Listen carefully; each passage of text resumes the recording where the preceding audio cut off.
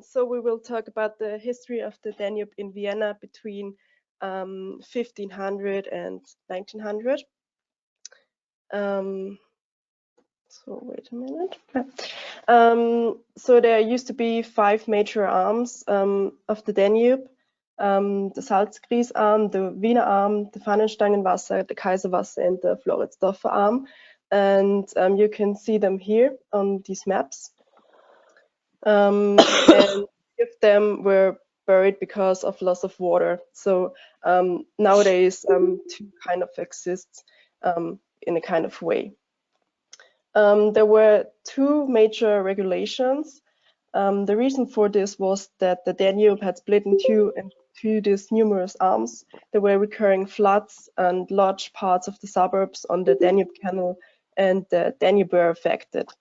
The attempt was to keep the Danube close to Vienna, and numerous branches of the Danube and the island made not only the shipping difficult, but also created obstacles to the settlement development of the Danube, communities and the connection to the city center.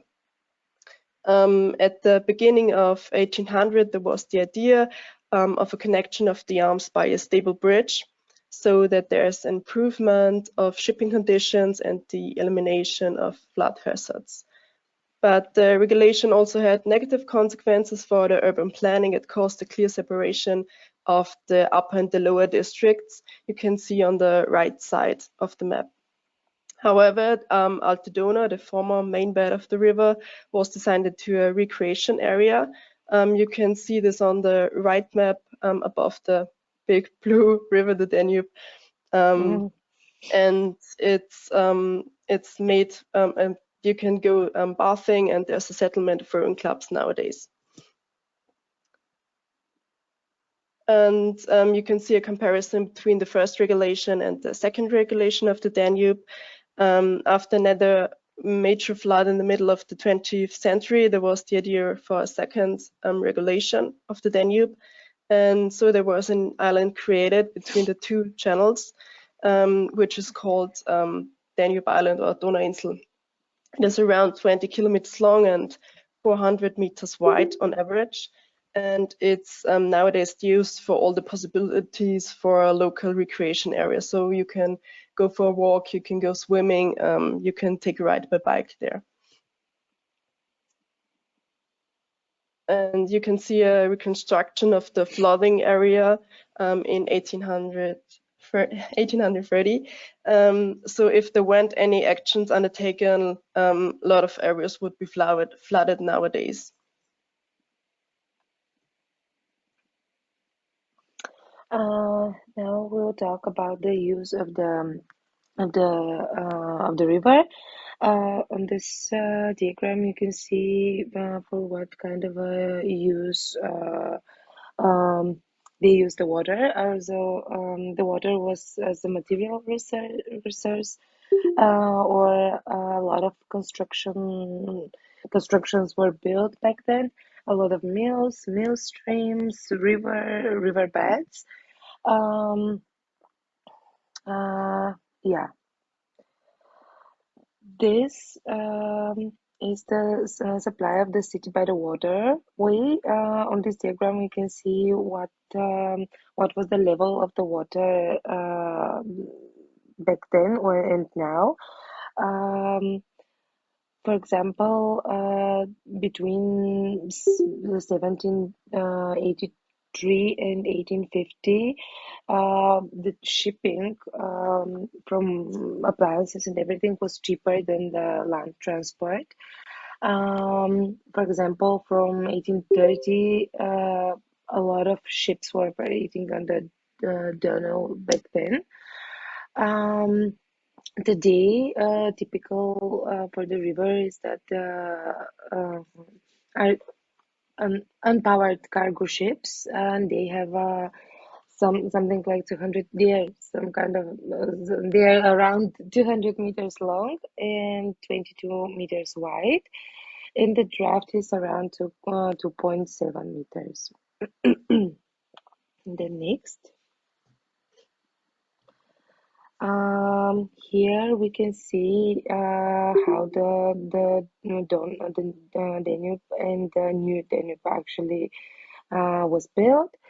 Um, how the population as of the new Danube was actually for like a resort for the Venus population. Um, it now it's more like relief zone for the people for the yeah the next. Um, Also interesting what is the left part of the river. Before the major regular measures from 1970 to 1975, there were a second.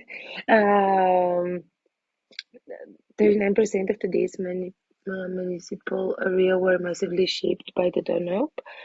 Before the industrialization in 19th century, absorbed a significant proportion of the urban population and represented an important settlement web as of between 25 and 31% from the people lived there. And from 18th century, the population increased from 40,000 to 450,000. The next. Um, yeah, what is interesting to say for this diagram is that in this red rectangles, we can see the um, how was actually the buildings were planned under some kind of a raster. Um, and that was actually between 1870 and 1875. In the back then was the first uh, bridge opened, also in 1876. Uh, Here we will talk about the under river, actually the Vin River, from 1894 to 1906. There was a major project of the integrated river in the city regulation. Now, it is actually one of the main underground station in Vienna, and as we can see on the diagram, they're still underwater. Then there's a Vin River underneath the station, and from the residents of the Vienna, it's now more like um, zone for kind of a second. The people go walk around the tunnel from the underwater. That's it. Thank you. Thank you.